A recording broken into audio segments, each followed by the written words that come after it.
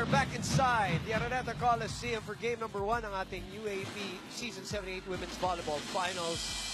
Well, let's talk about the numbers, Doc Ian. All right, 14 attack points for Ateneo, only 11 for De La Salle. And this is the strength of De La Salle that we mentioned. They really have the edge, and they took command of this department. 6 blocks against only 1 for Ateneo. Service aces 3 against 2, and unforced errors tied at 5 apiece. So yung attacks na yan sa opensa sa Ateneo, pero ang depensa sa blocking sa De La Salle. So that's the character of these two teams, you know. And sabi nga natin, yung weakness naman ng Ateneo is their defense. It kind of showed a little, not just a little, in that first set. And De La Salle took advantage of that. For De La Salle, it was how many offensive blocks did they get in that crucial stretch? Maybe 3 or 4 that changed the complexion of that first set. Two things you want to mention here. First, La Salle showed character by coming back from 1-6, 1-7 rather, to win that set.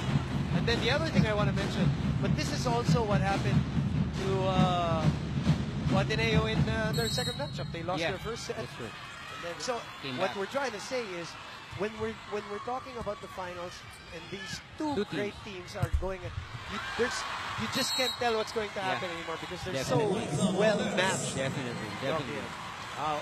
Humiro led Ateneo with 6 points. D led La Salle with 6 points. Yung pinag-usapan natin kanina. The two players we talked about were X-Factors. They led their respective teams with 6 points apiece. Valdez with 5. Mika Reyes with 5 also of her own. Baron with so much confidence at this point. Getting sets from Kim Fajardo. Service errors, 2 for Ateneo, 3 for La Salle. Fajardo serves. Maraguinot receives. De Leon puts it away. Binawian ni Bea De Leon and Gia Morado with a quick play. Let's go to Laura Lehman right now.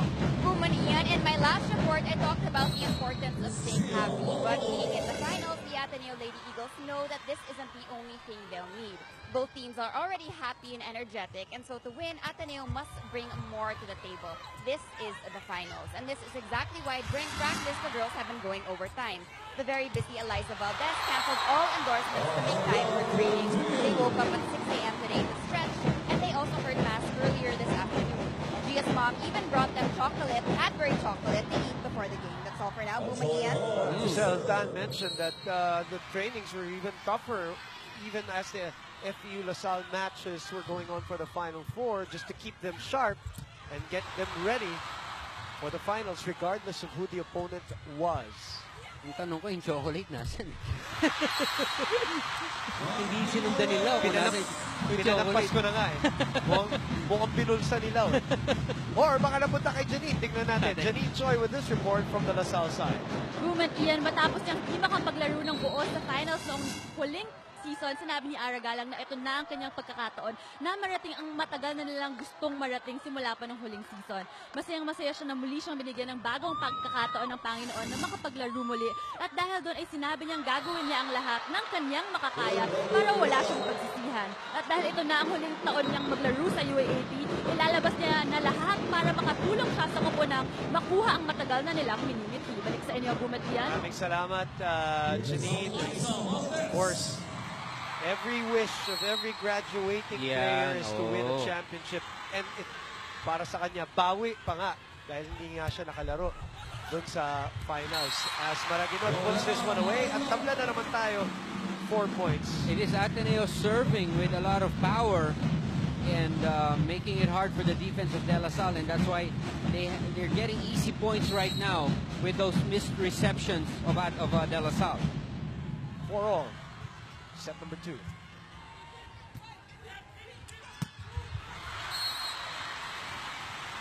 And the call is, it's Ateneo point. Yeah, there's no touch.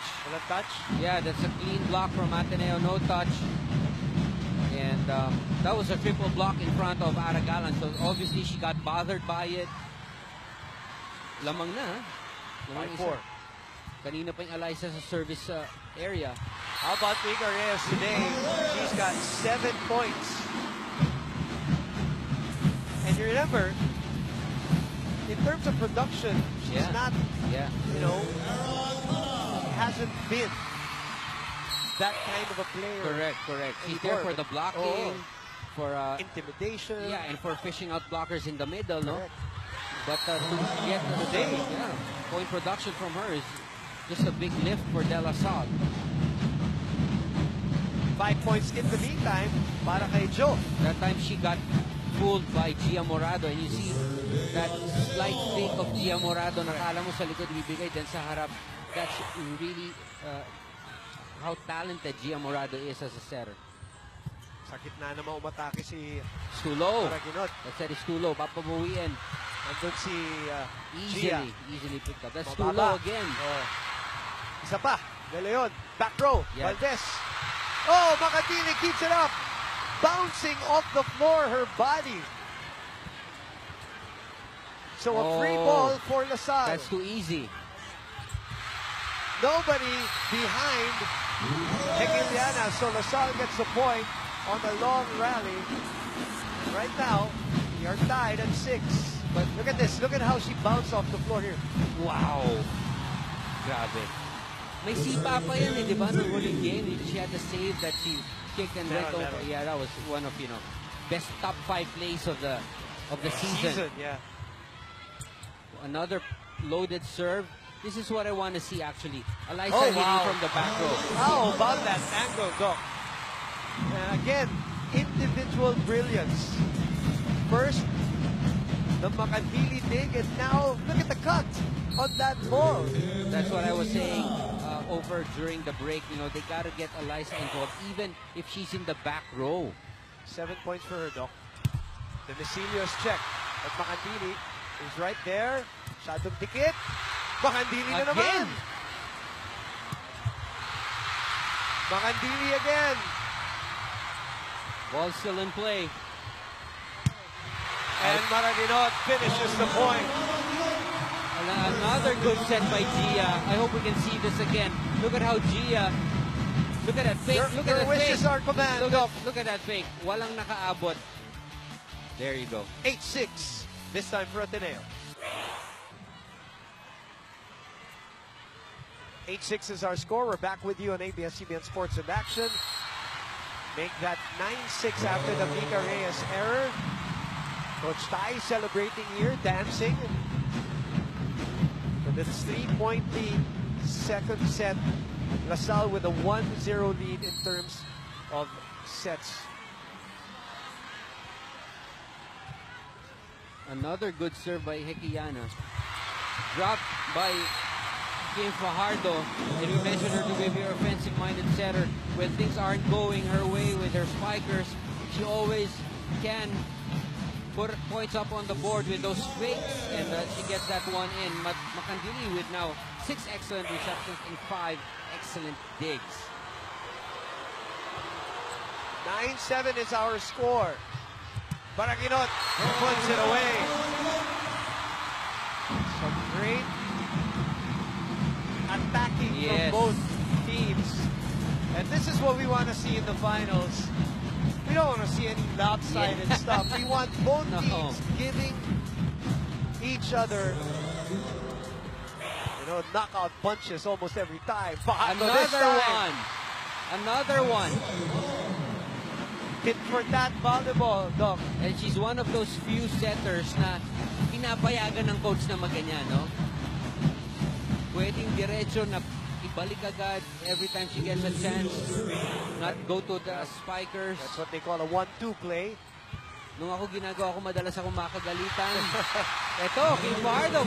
3 straight points of De La Salle, the last 3 coming from Kim Fajardo. You mentioned it, Doc. 2 of the most offensive setters. She led LaSalle in points in that second matchup at 13. And right now they're back here, 9 serving 10. Ahumiro pushes it to the back and somebody touched the net. Majoy gets called for a net. So Ateneo restores an 11, make that 2-point lead 11-9. What a match so far, and you're watching it live. ABS-CBN Sports and Action. Makandili. Again, too low. And a little bit tough angle and distance for the Cebuana to handle. 12-9 is our score. Boom Gonzalez with the highest paid analyst in any sport, any TV broadcast. Baka may maniwala sa'yo. Baka may maniwala sa'yo dyan, ha? Oh, this one almost going straight to our first referee, Yul Benosa. You graduated with a championship yourself, diba? So you know that feeling. You want that feeling. You graduated with a championship. You graduated as a best setter also, correct? No, for any player who ends their career, no, not only in the UAAP but for any sport in any competition, gusto mo talaga, you end up with a feeling that you were the best. Yeah, right. Oh! Miscommunication on the offensive side for Ateneo, so LaSalle breathing down the necks. Okay, now. This is important for Ateneo. This is the same stage of that first set that De La Salle made a comeback. Yeah, made a comeback and got the lead and never looked back. Sid digging. Free ball, That's easy over. Easy. It's a good thing they gave it to Morado. Morado, yung first ball na punta sa tosser kagad. That's true. So you do that on purpose. That didn't happen by chance. Sid already looked at the other side and checked where Gia was. Bibigay ka na rin ng first ball. Bigay mo na sa setter. Anong free ball? Free ball. Sa setter na. At tabla na tayo, Doc. 12-12. Set number 2. Yeah. Soft attack by Liza Valdez works. Sometimes you anticipate so much power from this girl, that when she comes in with that feathery touch, tamang-tama lang, worth a good point. Yeah, it just sets you off in sira yung timing mo. Just like that for Kim D. Like Iliana. Playing the matrix there. Bending over to make sure she doesn't hit the ball. That was hard to do, no? Kasi pababa ka, sumusunod yung bola sa'yo, then you have to bend extra to avoid contact with the ball. Dexterity and the flexibility as Morado sets. Ooh. Another one of our excellent servers. This time missing the line by a foot or two.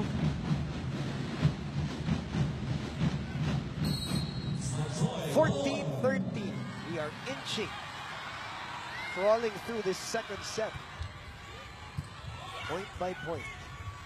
Valdez looks at an open spot. Maron Demesilio saves it. Free ball. Morado will choose. De Leon to put it away. Gia Morado, such a good setter, such a good playmaker.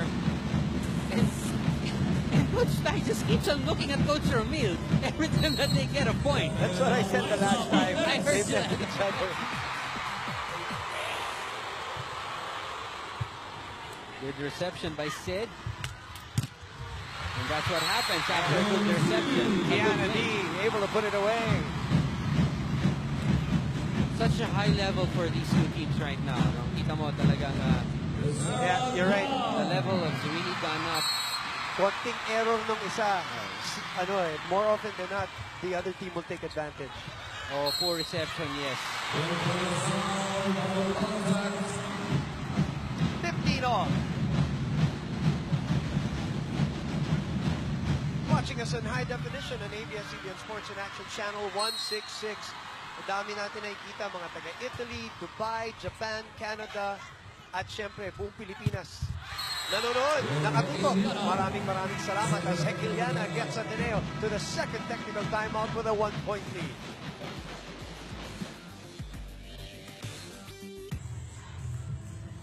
Ladies and gentlemen, so far, as we speak, 19,961 inside. Wow! The Araneta Coliseum. Wala pa dyan yung 50 na pinasok mo ng libre sa likod. Alam niyo, yung binentahan ko. Happy Maranyo. Yeah, I saw her pass through our back here. Pati sila Wedge Chu, nakita ko kanina, no? Ako, #1 cheerleader din ng yan. Ng Lady Spikers. In the meantime, service error. Yan ang ginawa ko bago ako pumasok dito kanina. Pinariringgan mo na naman. Sabi ko nga, attendance here, watching the game, supporting, of course, as their team is tied up with Ateneo. Not anymore, 3-point. Our record is actually Game 2 of the finals last year, 20,705. But we've had, numbers like 19,266, 18,500 also last year. Right now, 19,961 inside as Gretchen Ho and Justin Quirino from up front, they're all in attendance. Si Idol, si Gretch. Justin, di ba idol? Idol na rin si Justin kanina. Sabi ko, Kanina mo lang idol. Idol kita Justin. Today. Oh, there's some booze cascading down here. The Araneta Coliseum. Go to Eliza. From way out. What did launch? She launched like it was a back row attack. No, let's look at that. Look at that. Medyo ano pa nga, no? Pakat pa yung tira, avoiding that loss. Doon, paalala mo sa kanya, nasa front Nasa line front siya. siya, so, Eliza. Mahaba. Masyadong malayo yung pin. Ayun na naman. Kim Fajardo, this time dug up by Tan. Somebody touched the net again, and it was in anyway. Yeah. And Ateneo with 2 straight points here. The delight of the Ateneo fans, 1917. It's been very tough, the battle so far. And Coach Ramil doesn't want it to go beyond 2 points, so he takes his time out. Okay. Isang receive lang tayo, okay? Oh, first one. Ang hindi napatay, sab na tayo. Okay. Isang patay lang, Joy, hindi na mabuti. Hindi taas ng kaso. Sinabi ko sa inyo, yung pagbabla, huwag kayo magpalit sa presto. Adun kita tayo sa presto. Palaging may wave. Ang nangyayari kasi, pagkaan mo, bitaw ka agad. So, hindi na tayo maka-adjust ang dating. Bantayin muna natin yung gagawin na setter. Pangalawa, paano gagawin ng stagger pag bibintawa na? Saan start na sila?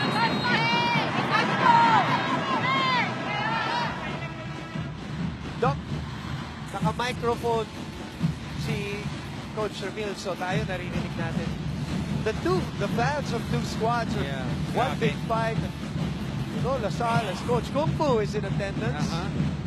Coach Kung Fu Reyes, former UST Tiger, and Tatlo. ngayon coach, nagko-coach ngayon sa UST Women's. Save, is it a good play? Oh, it's going outside. UST has bright future under Coach Kung Fu next year. So we're excited to see him back in action as a coach as Ateneo. Matagal-tagal na silang hindi nakapasok sa Final Four. Basilio, 19 for Ateneo, 18 for LaSalle. Valdez goes cross-court again. And she's now, you know that she's in the zone. Every time na nakakakuha ng bola, she gets a point.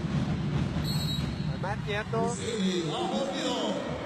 Of course, the Eagles are in attendance sa basketball. Team. Oh, marami pa dyan eh. Montezuma, Nieto. In the meantime, the action continues as they appreciate the action of ladies and women's volleyball, rather. As the push there by Valdez. She didn't go off speed. She didn't go with just a simple dump. It was like a power tip dump. Yeah, and kahit na short yung bigay sa kanya, she found a way to score. And this is a sub that Coach Ramil needs right now. There hasn't been any good offense coming from De La Salle. So technically, Coach Ramil blinks first here in this match. Yeah. Sinabi naman niya kanina, pag hindi mapatay, dun sa next na play, magsasub. Esperanza and Soyud checking in. Esperanza graduating also. This one doesn't roll to the other side for Amy Ahumiro. The lead is down to 221-19 at balik ka agad si Kiana at saka si Kim because what's your read on that? Kim Fajardo's a very good server. That's why she needs to be put in. And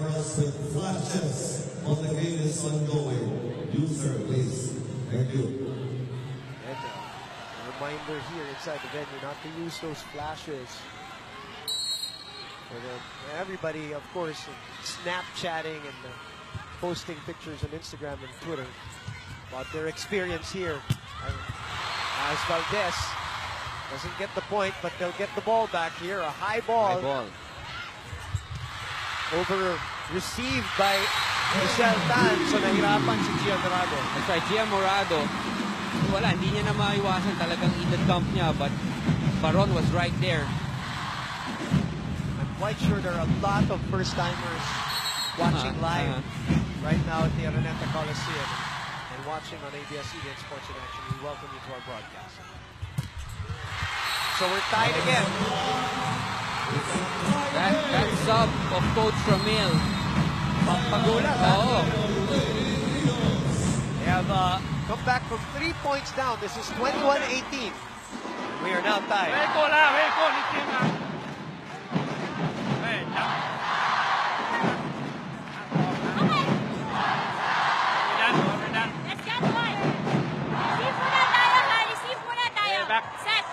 Back with that foot. Yes, coach. Isa lang. Ha? Let's get one. Yes.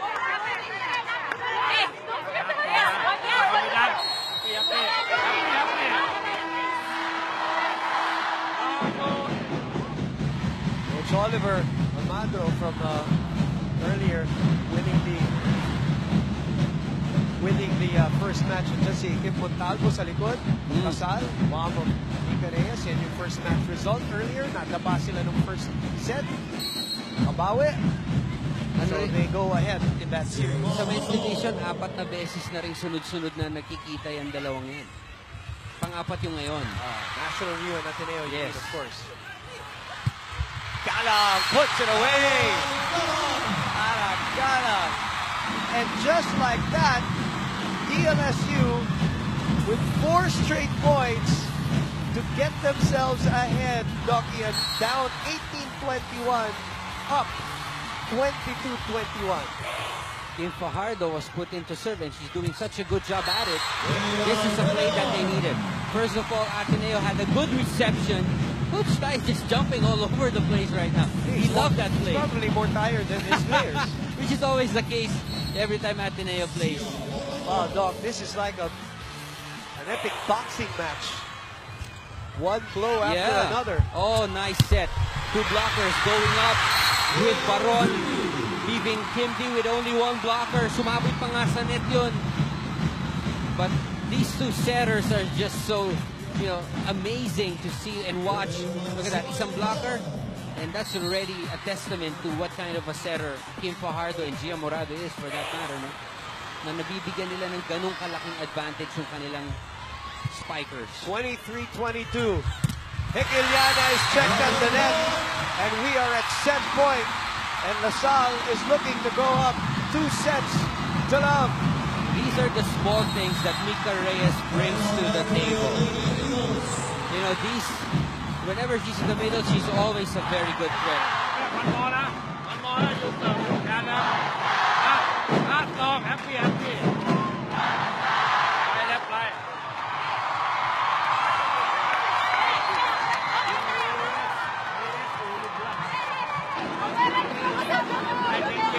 I think left line.